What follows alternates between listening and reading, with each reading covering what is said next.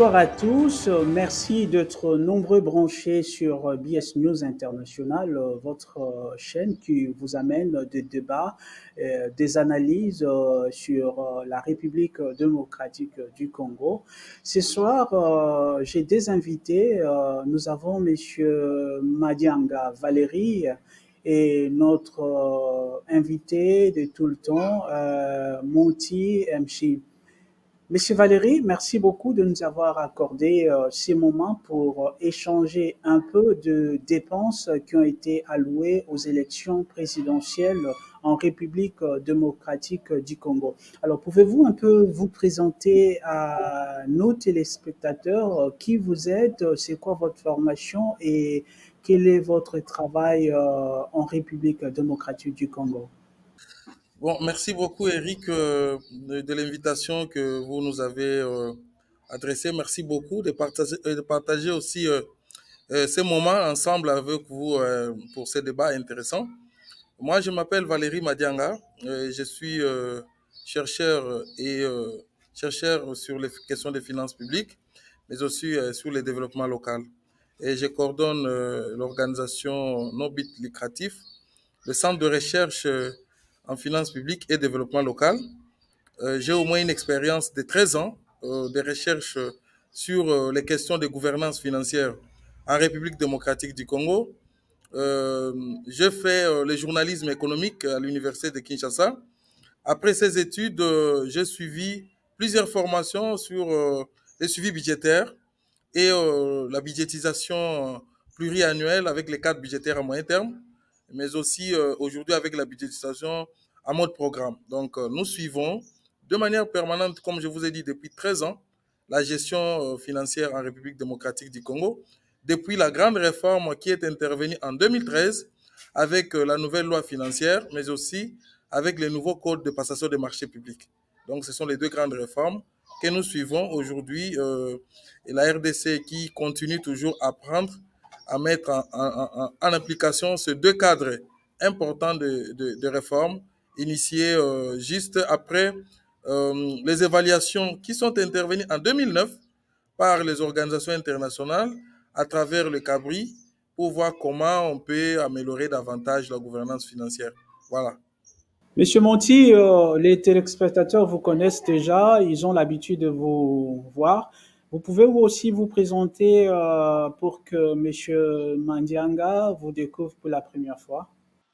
J'ai presque plus de 30 ans dans les choses électorales avec les Nations Unies, avec les USAID américains, avec les choses les Grande-Bretagne, les councils européens, dans les élections en Afrique, dans l'Afghanistan, dans l'Europe Est.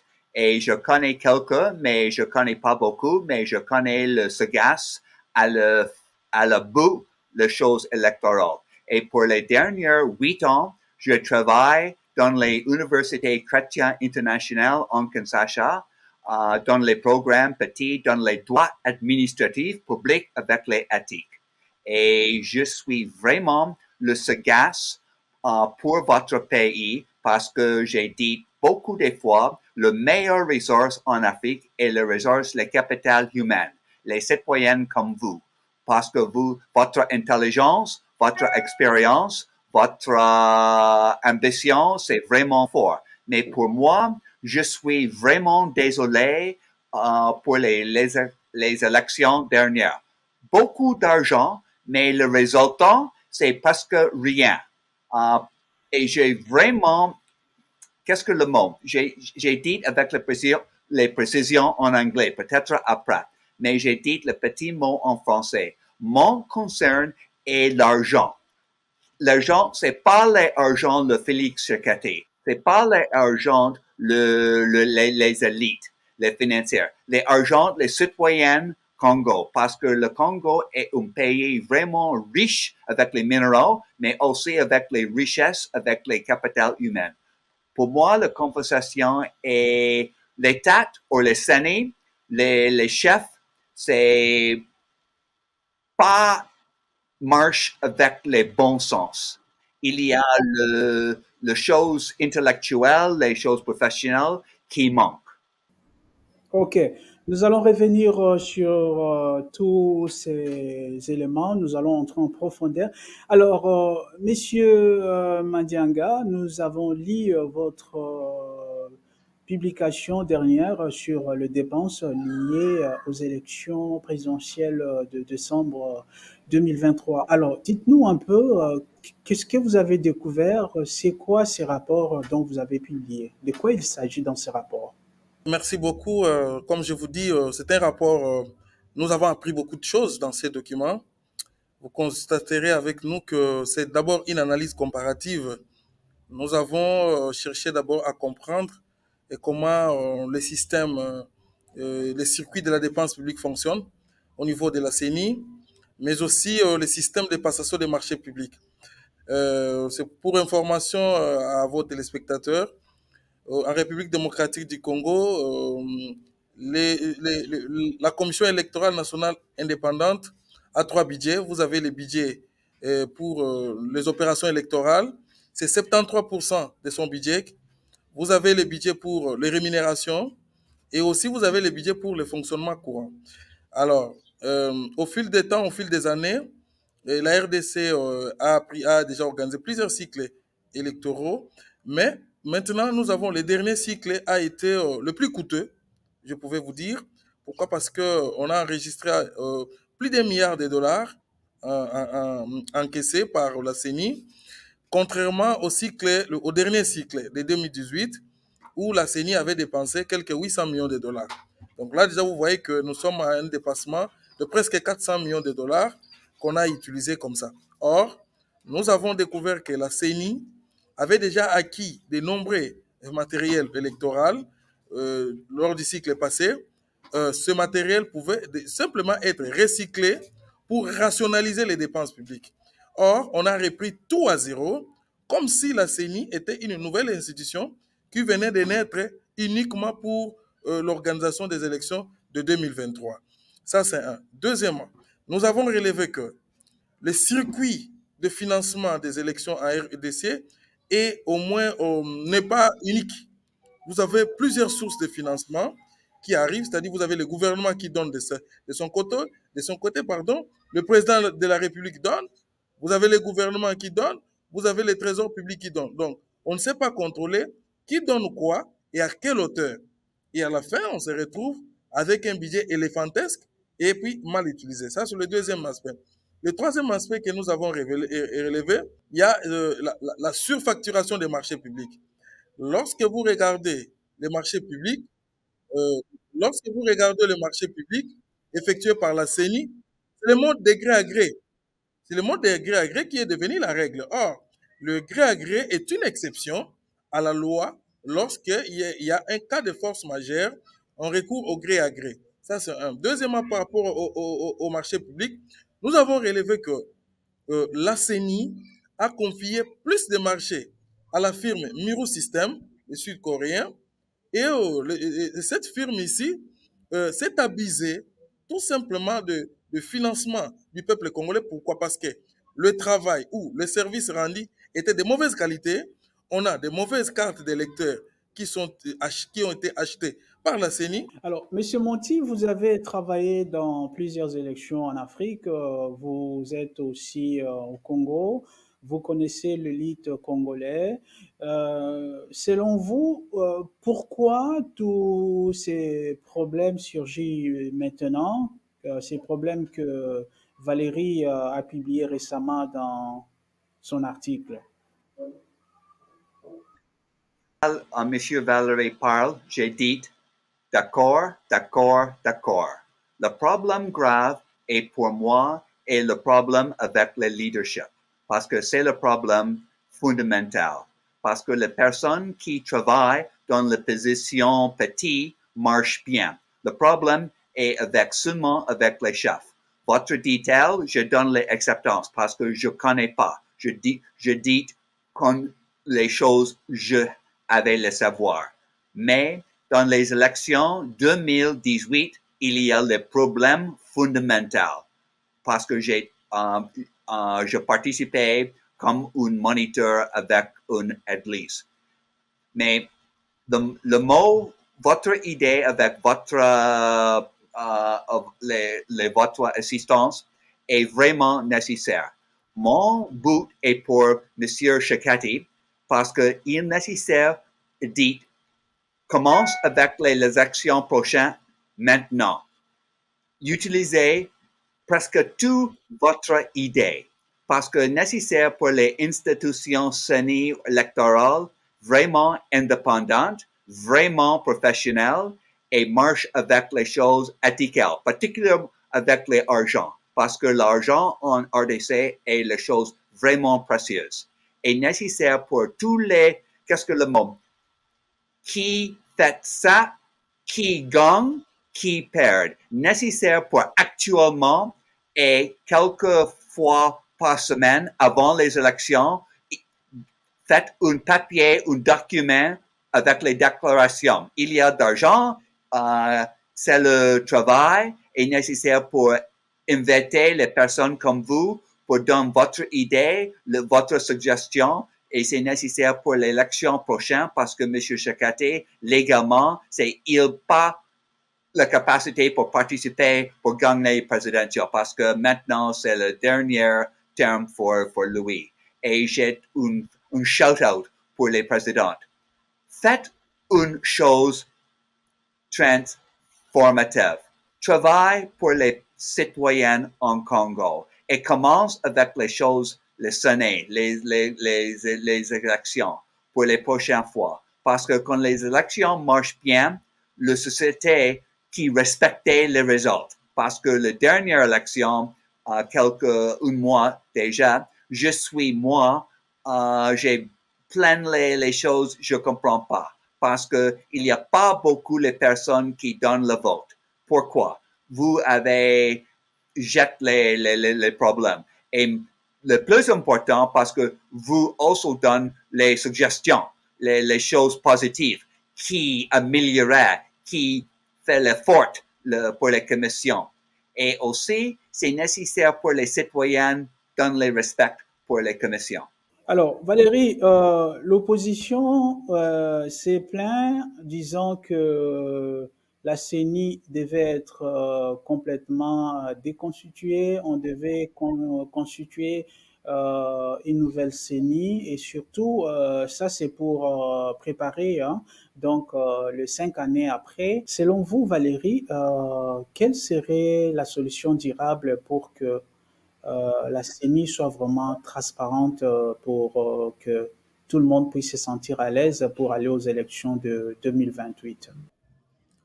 Oui, d'abord, le gouvernement doit diligenter un audit. Il faut un audit complet de ces fonds pour permettre à ce qu'on puisse tirer des leçons des cycles électoraux passés. Parce qu'on a l'impression qu'on revient sur les mêmes problèmes, on revient sur les mêmes faiblesses. Et vous avez le gouvernement qui, au début du cycle électoral, hésite avec des différents budgets présentés par la CENI, mais à la fin des comptes, le gouvernement laisse faire. Et puis, à la fin du cycle, on revient sur les mêmes plaintes. Sur les mêmes plaintes. Pourtant, pour l'instant, nous avons fini le cycle électoral. Il faut qu'il y ait d'abord un audit complet de tout ce qui s'est passé. Deuxièmement, il faudrait aussi la justice puisse jouer son rôle. C'est-à-dire qu'il faut qu'il y ait les enquêtes judiciaires pour savoir s'il y a eu enrichissement illicite dans le cadre de l'utilisation des fonds alloués au processus électoral. Vous êtes sans ignorer que l'ancien président de la CENI est aujourd'hui à la tête d'une rébellion. Où a-t-il trouvé cet argent? Où a-t-il trouvé cet argent? C'est très nécessaire parce qu'on détourne les fonds publics et demain, directement, on devient chef d'une rébellion ou chef d'une entreprise ou bien un opérateur économique de renom du pays. Donc, pourtant, dès l'entrée en fonction, le cadre ou les responsables n'avaient pas ces fonds-là en amont. C'est pourquoi j'ai dit qu'il faut un audit. Deuxièmement, au niveau de la CENI, il faudrait que le budget présenté par la CENI soit un budget rationnel. Quand je parle de la rationalisation du budget de la CENI, c'est-à-dire que le travail qui doit être fait par la CENI doit être aussi le même qui doit être fait au niveau du Parlement, qui est l'autorité budgétaire, qui doit vérifier à ce que le budget détaillé soit présenté parce que le budget que la CENI présente, ce n'est pas un budget détaillé. C'est un fourre-tout où vous n'avez pas la possibilité de savoir qu'est-ce qui est réellement derrière ce budget. Et dans la mise en œuvre, on vient maintenant retrouver des activités qui n'ont pas été présentées clairement au niveau de l'autorité budgétaire. Et là, on tombe directement sous le coup d'un budget qui est extra. Donc, qui n'est pas dans la loi des finances, qui n'est pas autorisé par le Parlement. Donc, ce sont les éléments très importants. On doit commencer par là, coincer ou travailler avec rigueur avec la CENI pour que nous ne puissions plus revenir. Troisième aspect, c'est-à-dire qu'on doit travailler sur la moralisation de ceux qui gouvernent la CENI. On doit les former. Nous avons l'impression que ceux qui gèrent la CENI ne sont pas formés à gérer les affaires publiques.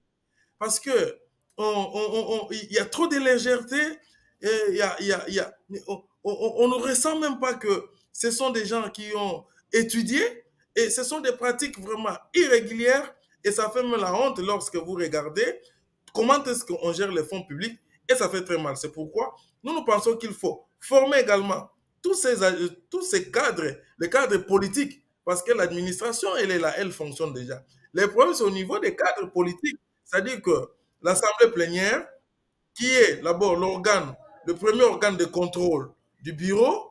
Deuxièmement, il faut gérer le bureau qui est composé, plutôt il faut former les membres du bureau qui est composé de 7 membres pour nous permettre au moins d'aller de l'avant.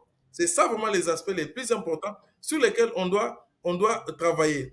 Quatrième aspect, c'est qu'il faudrait qu'il y ait un débat public sur les affectations de la CENI. On n'a jamais eu un débat public autour de ça. Les débats publics autour des besoins de la CENI sont politisés. Or, ce sont des débats budgétaires sur les affectations claires d'un service public, comme on le fait avec la santé, on le fait avec l'éducation, on le fait avec l'agriculture, la pêche et l'élevage, donc les autres services publics.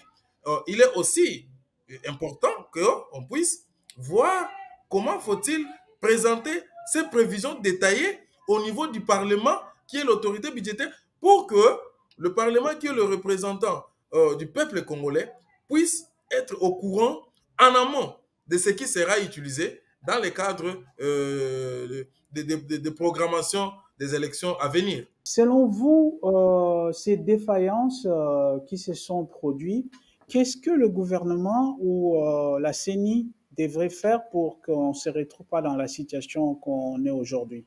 Parce que après ça, c'est pas de pair pour les citoyens pour engager les politiciens. C'est plus engagé parce que le père. Et la corruption, c'est le problème actuel, mais nécessaire pour les sensitifs parce que pas raison pour la guerre, pour la violence. C'est nécessaire pour les petits pieds, mais votre papier avec vous, avec votre compatriote, c'est vraiment formidable. J'ai dit c'est formidable. Et le petit mot, c'est nécessaire pour lever la conversation avec les citoyens petits et aussi les citoyens moyens. C'est nécessaire pour ensemble, par légitimité, sans violence, mais avec les puissances intellectuelles comme vous, parce que quand vous parlez, j'écoute. Moi, j'écoute, parce que vous avez les sagaces. Et avec les personnes les sagaces, pour les personnes qui sont faibles dans le gouvernement, à peur, parce que vous avez la vérité. La vérité est la puissance actuelle. Et le papier, c'est la puissance actuelle, parce que c'est la puissance intellectuelle avec les fondamentaux, avec les facts, est nécessaire pour lever le Congo. C'est nécessaire pour les personnes, les sociétés civiles congolaises plus fortes. USAID pas donne d'argent pour les touristes électoraux internationaux. C'est nécessaire pour lever la société civile avec les journalistes, avec les avocats, les personnes comme vous qui connaissent ajouter dans les choses électorales. Parce que le Congo est pour les citoyens, pas pour les élites, pour les gangsters, pour les voleurs. C'est pour les personnes. Et vraiment, j'ai dit pour les années, c'est nécessaire pour les nouvelles chefs, les nouvelles leaderships. Et j'ai dit le petit mot à le président, M. Chekati. Vous êtes maintenant bientôt le président pour pour les deuxièmes dernières termes. J'ai dit avec sensitif, maintenant commence la chose pour les élections prochaines, nécessaire pour ajouter la conversation civique-civile pour les bonnes citoyennes, sans violence, seulement les choses intellectuelles avec les choses éducation, avec les choses santé et vraiment la prochaine élection, une élection, les résultats, les citoyens disent vraiment j'ai dit d'accord. C'est peut-être pas le choix que je fais, mais je donne le respect pour les institutions électorales. C'est votre but parce que vous êtes une citoyenne nationale. Super. Alors, Valérie, vous avez un peu entendu ce que le docteur Monté a dit par rapport à ses analyses aussi. Quel rôle la société civile et aussi la presse peut jouer dans ce genre de lutte, selon vous, Valérie? La société civile a un rôle à jouer maintenant parce que, comme nous l'avons dit dans notre rapport, les organes étatiques de contrôle sont pratiquement défaillants. Et il faudrait maintenant que la société civile joue son rôle, et celui de contrôler et de sensibiliser davantage l'opinion publique. Nous pensons que les grandes réformes ne peuvent être obtenues que si et seulement s'il y a l'appui du public. Il faut que le public, c'est son argent, c'est lui le premier contribuable, doit être au centre même de cette action ici. Il faudrait qu'il y ait des sensibilisations au niveau de la base pour une appropriation collective du processus électoral. On ne doit pas attendre seulement les jours de scrutin ou quelques mois avant le scrutin pour que nous commencions à sensibiliser la population. Nous avons encore 4 ans pour préparer les cycles de 2028. C'est maintenant que la société civile doit travailler. La presse doit organiser des débats de fond autour de cette question de gouvernance électorale. C'est maintenant quels sont les types de réformes qu'il faut envisager. C'est maintenant qu'il faut en débattre. On ne doit pas attendre tout simplement la campagne électorale pour que l'on reçoive des candidats à gauche-droite qui viendraient chacun avec un discours, excusez-moi, un peu démagogique pour juste avoir les voix de ses concitoyens. Or, c'est maintenant que la presse doit commencer à tirer d'abord les leçons du passé, mais aussi projeter l'avenir avec des acteurs clés, des acteurs qui réfléchissent, qui viennent avec des propositions constructives pour permettre à ce que les prochaines élections répondent aux standards internationaux.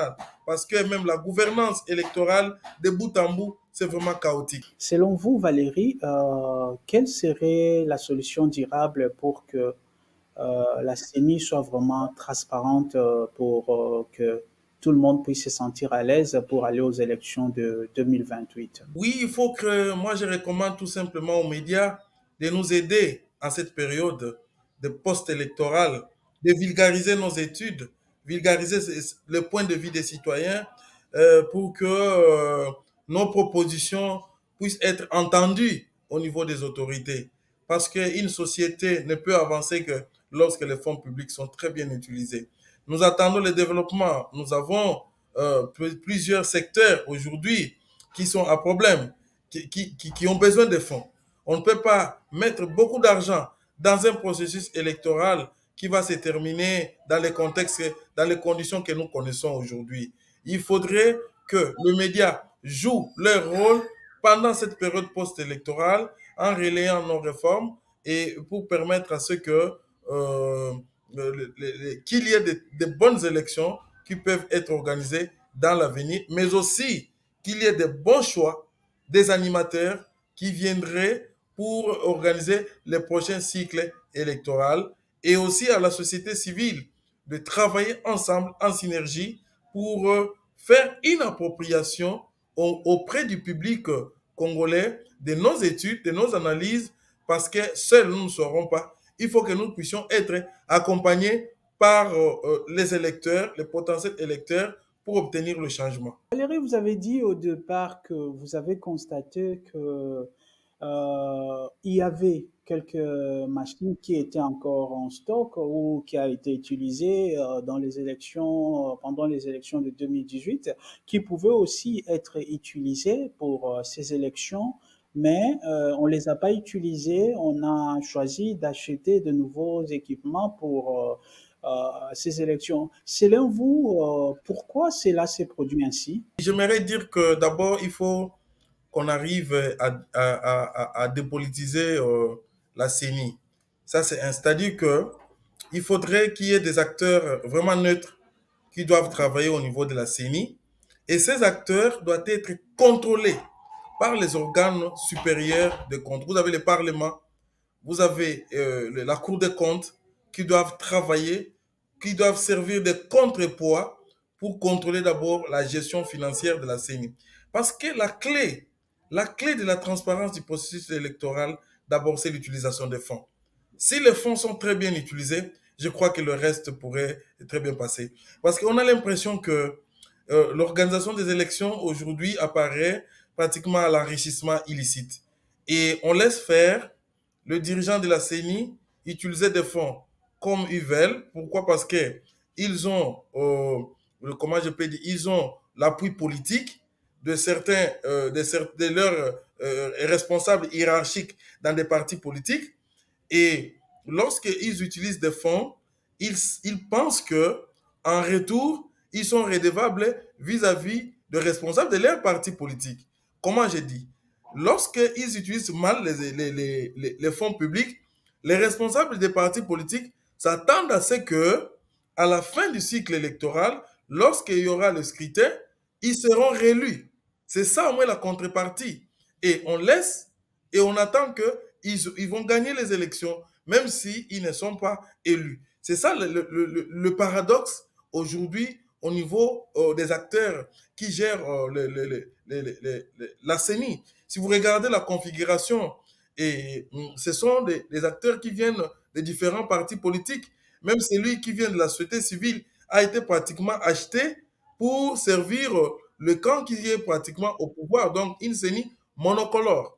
Donc, il faut qu'il y ait une CENI qui doit rester au milieu, pas vraiment totalement au milieu du village, mais une CENI qui permet à ce que les autres organes de contrôle viennent surveiller ce qui se passe. Et aussi, on doit réformer la loi et la loi organique de la CENI pour déjà intégrer en amont les mesures répressives en termes de pratiques de corruption et d'enrichissement illicite.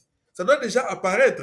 C'est-à-dire qu'il faut donner plus de pouvoir aux organes de contrôle qui doivent travailler, qui doivent vraiment être indépendantes, être au-dessus même de la CENI, initier des missions sans autorisation préalable de qui que ce soit. Parce que dans le cadre aujourd'hui, dans le cadre que nous avons aujourd'hui, la Cour des comptes, pour exercer une mission de contrôle à la CENI, doit d'abord demander l'autorisation du Parlement et aussi demander l'autorisation ou le fonds au ministère du Budget. Vous voyez donc, si le Parlement bloque, le ministère du Budget bloque le fonds, c'est fini, il n'y a plus de contrôle. Donc, il y a tout un travail qui doit être fait pour assurer davantage, pousser d'abord à la redevabilité de la CENI. Je crois que ça pourrait faire en sorte que la CENI devienne indépendante. Vous avez par exemple un bureau qui parvient à gronder l'opposition. Si l'opposition a besoin d'accéder à une information. Pourquoi? Parce que le bureau se croit être au-dessus de tout le monde. Un bureau qui gère 1 milliard de dollars. Et ce bureau est même au-dessus même du président de la République. Vous voyez, donc, au-dessus comment? Parce que le bureau est très puissant avec de l'argent qui lui permet de faire tout ce qu'il veut. C'est parce qu'il n'y a pas un organe supérieur qui peut contrôler. Même le Parlement ne veut pas aller contrôler la CENI parce que le Parlement, les députés s'attendent qu'eux aussi seront réélus. Alors, nous sommes à la fin de notre débat, nos échanges. Professeur Monti, quel sera votre mot de la fin par rapport à ces échanges d'aujourd'hui? C'est nécessaire pour les personnes, les sociétés civiles congolaises plus fortes. USAID pas donne d'argent pour les touristes électoraux internationaux. C'est nécessaire pour lever la société civile avec les journalistes, avec les avocats, les personnes comme vous qui connaissent ajouter dans les choses électorales. Parce que le Congo est pour les citoyens, pas pour les élites, pour les gangsters, pour les voleurs. C'est pour les personnes. Et vraiment, j'ai dit pour les années, c'est nécessaire pour les nouvelles chefs, les nouvelles leaderships. Et j'ai dit le petit mot à le président, M. Chekati. Vous êtes maintenant bientôt le président pour les deuxièmes dernières termes. J'ai dit avec sensitif, maintenant commence les choses pour les élections prochaines, nécessaires pour ajouter la conversation civique-civile pour les bonnes citoyennes, sans violence, seulement les choses intellectuelles avec les choses éducation, avec les choses santé. Et vraiment, la prochaine élection, une élection, les résultats, les citoyens disent, vraiment, j'ai dit d'accord. C'est peut-être pas le choix que je fais, mais je donne le respect pour les institutions électorales. C'est votre but parce que vous êtes une citoyenne nationale. Je suis un homme international. Je donne seulement les petites idées et c'est pour mon position pour écoute les personnes comme vous. Et j'ai dit merci bien. Vous êtes vraiment formidable. Valérie, quel sera votre mot de la fin avant qu'on termine ces échanges? Oui, il faut que moi je recommande tout simplement aux médias de nous aider en cette période de post-électorale, de vulgariser nos études, vulgariser le point de vue des citoyens pour que nos propositions puissent être entendues au niveau des autorités. Parce qu'une société ne peut avancer que lorsque les fonds publics sont très bien utilisés. Nous attendons le développement. Nous avons plusieurs secteurs aujourd'hui qui sont à problème, qui ont besoin de fonds. On ne peut pas mettre beaucoup d'argent dans un processus électoral qui va se terminer dans les contextes, dans les conditions que nous connaissons aujourd'hui. Il faudrait que les médias jouent leur rôle pendant cette période post-électorale en relayant nos réformes et pour permettre à ce que qu'il y ait de bonnes élections qui peuvent être organisées dans l'avenir, mais aussi qu'il y ait de bons choix des animateurs qui viendraient pour organiser les prochains cycles électoraux et aussi à la société civile de travailler ensemble en synergie pour faire une appropriation auprès du public congolais de nos études, de nos analyses, parce que seuls nous ne saurons pas. Il faut que nous puissions être accompagnés par les électeurs, les potentiels électeurs, pour obtenir le changement. Le marché public en République démocratique du Congo ne répond plus aux critères de l'économie des dépenses.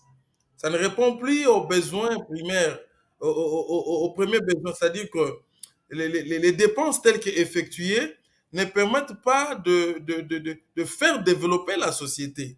C'est la raison pour laquelle chaque responsable qui arrive cherche à faire table rase de l'existant pour créer aussi ses besoins à lui.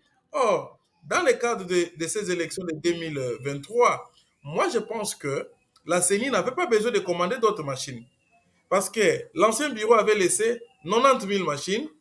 Après évaluation, on a constaté qu'on avait 80 000 machines en bon état.